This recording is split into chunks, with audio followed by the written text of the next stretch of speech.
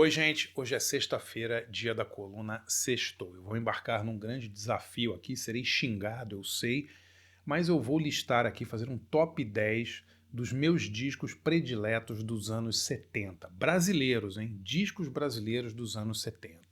Se você curte esse tipo de quadro sobre cinema, música e livros, inscreva-se no canal, ative o sininho para receber as notificações. Eu tenho quadros novos de segunda a sexta-feira.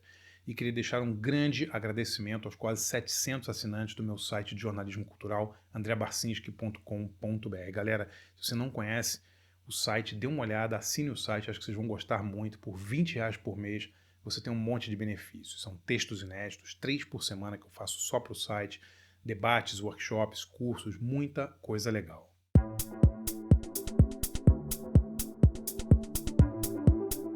Bom, quem acompanha aqui o canal sabe da adoração que eu tenho pela música brasileira, especialmente pela música brasileira dos anos 70, né? Eu acho que os anos 70, no Brasil, no mercado discográfico brasileiro, os anos 70 foram assim o auge, né, de criatividade, foram o auge da inventividade, foram quando as gravadoras investiam mais em discos ousados. E não é à toa que quando a gente faz uma lista assim, essas listas são sempre meio ditatoriais, né? Mas quando alguém faz uma lista dos maiores discos brasileiros de todos os tempos, grande parte dos LPs vem de um período ali, digamos, finalzinho dos anos 60 até meio dos anos 70, até 76, 77. E isso não é à toa, né? Eu fiz um livro sobre isso, chama Pavões Misteriosos, em que eu tento explicar por que a música brasileira dos anos 70 e desse período era tão boa, né? O livro você pode comprar no meu site. Ele foi relançado, tem umas 60, 70 cópias dessa versão nova do Pavões Misteriosos, mas eu fiz um livro inteiro sobre isso, tentando explicar por que tanto disco bom foi lançado no mesmo período. Eu vou fazer um vídeo um dia só sobre esse tema, né, explicando por que de 68, 69 até 76, tanto disco bom saiu no Brasil. Mas o fato é que saíram discos espetaculares nesse período. Eu escolhi aqui 10 discos brasileiros dos anos 70 que eu amo, são meus discos pessoais favoritos. Talvez não sejam os melhores discos brasileiros dos anos 70, mas são os que eu mais ouço e os que mais me marcaram. Tá? E eu vou falar aqui em ordem cronológica. Tá? Não tem nenhuma ordem de preferência, não tem ordem. Eu tentei escolher um disco de cada intérprete, de cada compositor, de cada artista. Não tem discos repetidos, né, de artistas repetidos, para dar também uma dimensão assim do ecletismo da música brasileira desse período. Então assim, eu vou começar lá em 1971. Em 1971 eu escolhi 2 discos que eu acho que são fantásticos. E olha só, 2 discos da dupla Erasmo e Roberto. O primeiro é o Carlos Erasmo, que é o primeiro disco que o Erasmo Carlos faz na Philips, né, quando ele sai da Jovem Guarda, acabou a Jovem Guarda, então ele vai para a Philips, ele faz esse disco aí, que é um disco absolutamente sensacional, um disco experimental, Lani Gordon na guitarra, uma banda fodona, o Tremendão tá assim no auge da criatividade, tem De Noite na Cama, tem É Preciso Dar um Jeito Meu Amigo, tem samba rock, tem psicodelia, tem, sabe, é um disco muito, muito marcante, o Carlos Erasmo, e eu acho que não poderia ficar de fora.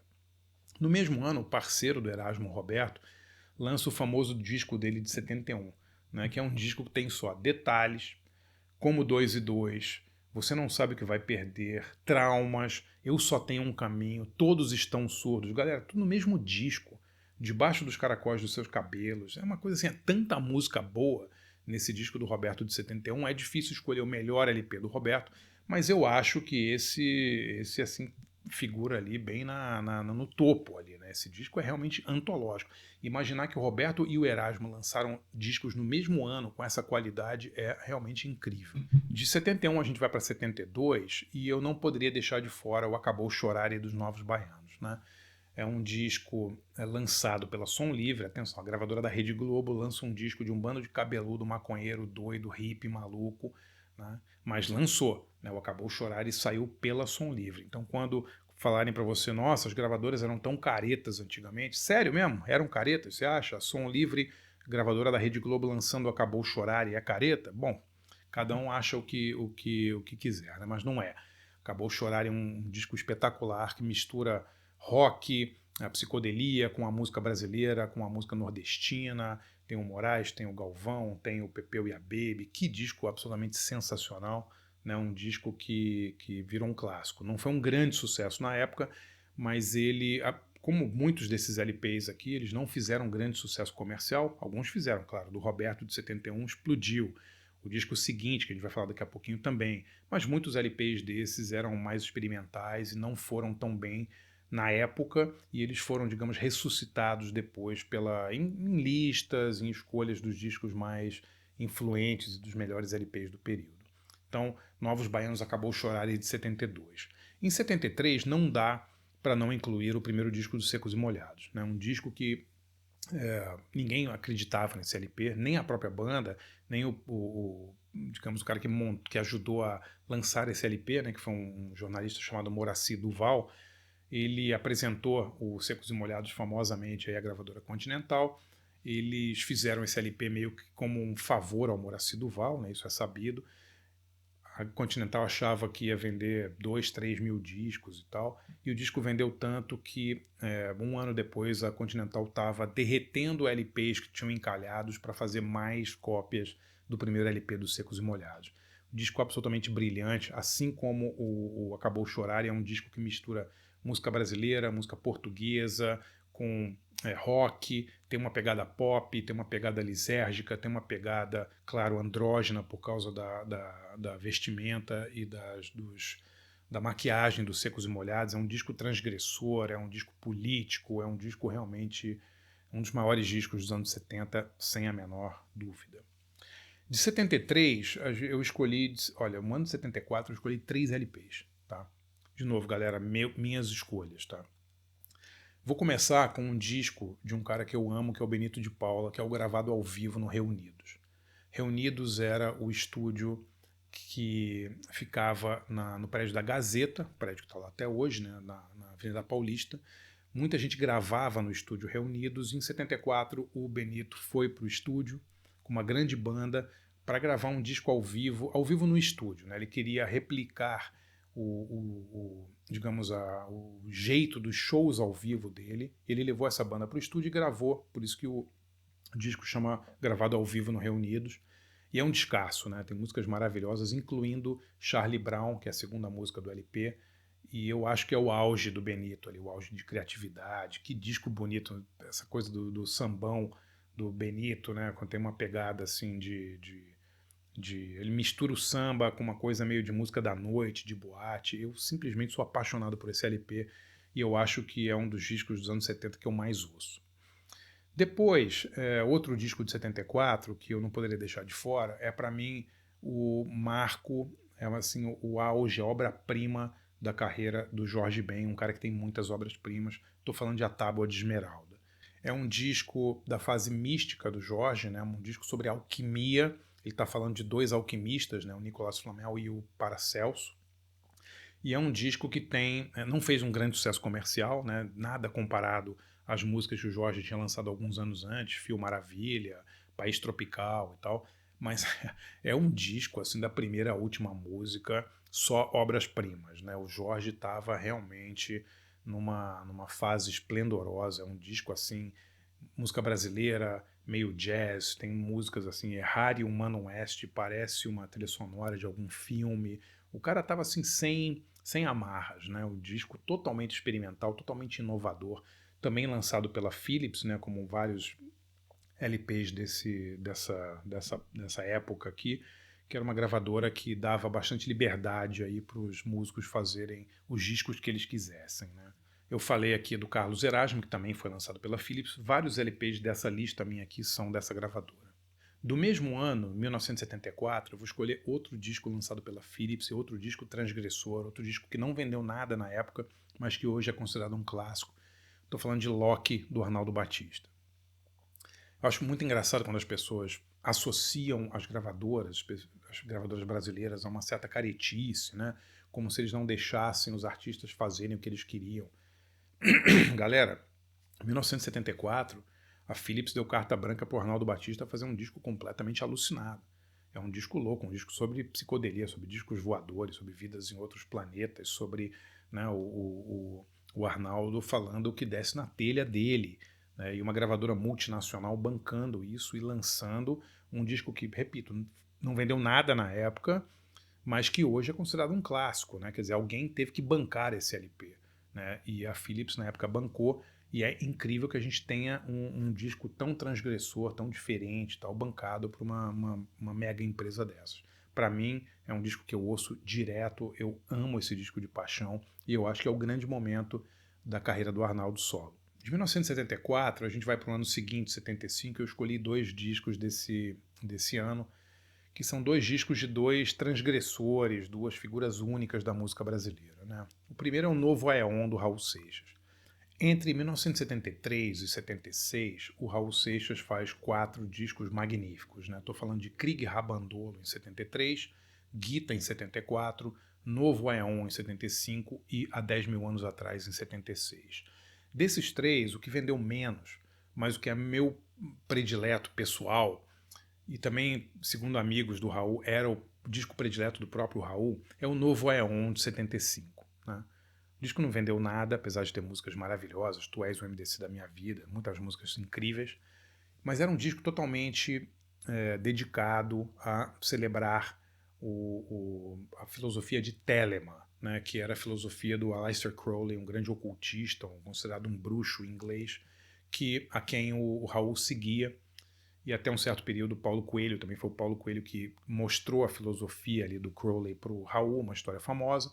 O Raul prosseguiu nessa, e o Paulo depois teve digamos, saiu de forma bem acidentada ali dessa filosofia, brigou com alguns seguidores e tal, e se desligou desse lado mais ocultista, mas o Raul continuou. E esse disco de 75, o Novo Aeon, é impressionante, galera. É um disco assim, como eu falei, não vendeu nada, não é um disco comercial, não dava para comparar com Guita ou com Há 10 Mil Anos Atrás, mas tem algumas das melhores músicas do Raul, algumas feitas em parceria, as letras, com um cara chamado Marcelo Ramos Mota, que era um seguidor do Crowley, considerado o maior seguidor do Crowley no Brasil, o cara que representava a filosofia de Telemann no Brasil. É um disco muito interessante, não só sonoramente, mas tematicamente também, que eu recomendo que vocês explorem. O outro disco de 75, pelo qual eu sou absolutamente alucinado, é o Revolver, do Walter Franco. Muita gente chama esse disco de Revolver, mas se você já ouviu o disco, tem uma faixa chamada Revolver, e eu acho que é assim o auge criativo, né, do Walter. Né?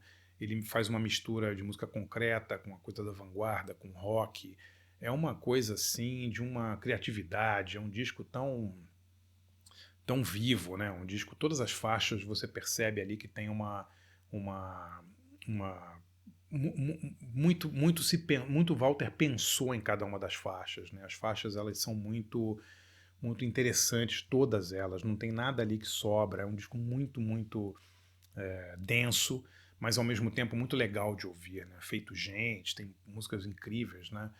E essa mistura que o Walter fazia do rock, né? Uma coisa que ele tinha essa linguagem do rock mais juntando com a vanguarda, juntando com o concretismo, juntando com essa busca pelo experimentalismo dele, faz desse disco realmente uma obra-prima. Eu amo Revolver, recomendo demais. Antes de eu falar a minha 10ª escolha, né, eu quero só citar aqui alguns dos discos que ficaram de fora dessa lista, né, só para a gente ter uma ideia da grandiosidade da música brasileira do período. Né. Eu não botei o Clube da Esquina, não botei Alucinação do Belchior, não botei nenhum disco do Tim Maia, não botei o Manera Frufru, Manera do Fagner, não botei nenhum disco do Alceu, não entrou a Gal, Fatal, A Todo Vapor, não entrou o Hildon, Na Rua, na Chuva, na Fazenda, não entrou nada do Guilherme Arantes, Banda Black Hill também tive que tirar, Ângela Rorô, aquele primeiro disco dela de 79, é absolutamente fantástico, não entrou na lista, Jardim Elétrico dos Mutantes, quer dizer, tanta coisa absurdamente boa que não coube na minha lista dos meus 10 discos prediletos. Eu poderia tranquilamente ter feito uma lista de 40, 50 discos prediletos dos anos 70 aqui, porque haveria discos suficientes, né? Foi um período realmente, eu acho que todo mundo fez seus melhores discos nesse período. Todos os grandes nomes da música brasileira que começaram ali ou nesse período ou um pouco antes, fizeram seus maiores discos nesse período. Não botei também nada da Tutti Frutti, nem da Rita Lee solo, apesar de adorar os discos. Mas o 10º LP na minha lista dos meus 10 discos prediletos da música brasileira dos anos 70 é um disco de 78 e é o LP de estreia do Zé Ramalho. Né? É um disco de estreia, primeiro LP do cara. Quer dizer, ele já tinha feito o Paê Biru com Lula Corte, mas é o primeiro disco solo do Zé Ramalho. E tem Avorrai, Chão de Giz, A Dança das Borboletas, quer dizer, Vila do Sossego. Assim, parece uma coletânea, né, de grandes sucessos. Eu poderia ter escolhido o disco seguinte dele, né, que é A Peleja do Diabo contra o Dono do Céu, até por uma razão sentimental, porque na capa do disco tem meu grande amigo Zé do Caixão, José Mojica Marins, e é um disco que tem Admirável Gado Novo, tem A Peleja do Diabo com o Dono do Céu, um descasso também. Mas o primeiro LP do Zé Ramalho é um disco que eu ouço até hoje com prazer, é uma emoção, assim. Que disco fantástico, né? Esse rock nordestino de vanguarda, né? Totalmente sintonizado com o que estava rolando no mundo. É uma pegada psicodélica, essa pegada lisérgica, pegada um tanto surrealista ali das letras do Zé Ramalho. Que descasso, galera. Realmente eu não posso recomendar mais. Então estão aqui meus 10 discos prediletos da música brasileira dos anos 70. Erasmo Carlos, com Carlos Erasmo, Roberto Carlos, o disco de 71, Novos Baianos Acabou Chorare, Secos e Molhados, o primeiro LP, Benito de Paula gravado ao vivo no Reunidos, Jorge Ben, A Tábua de Esmeralda, Arnaldo Batista com Loki, Raul Seixas com Novo Aeon, Walter Franco com Revolver e o primeiro disco do Zé Ramalho. Se você curte esse tipo de quadro sobre cinema, música e livros, conheça e assine meu site de jornalismo cultural andrebarcinski.com.br. É lá que eu concentro todo o meu trabalho de jornalista cultural hoje em dia. Escrevo 3 textos inéditos por semana, exclusivos para o site. Promovo cursos, debates, workshops só para assinantes. Você assinando por R$20 por mês, você tem, além de todos esses benefícios, acesso ilimitado ao acervo do site, que tem quase 800 textos e 80 cursos, desde história do cinema até história do pós-punk, história do punk, debates sobre música brasileira dos anos 70. Tem muita coisa legal. Conheça lá andrebarcinski.com.br.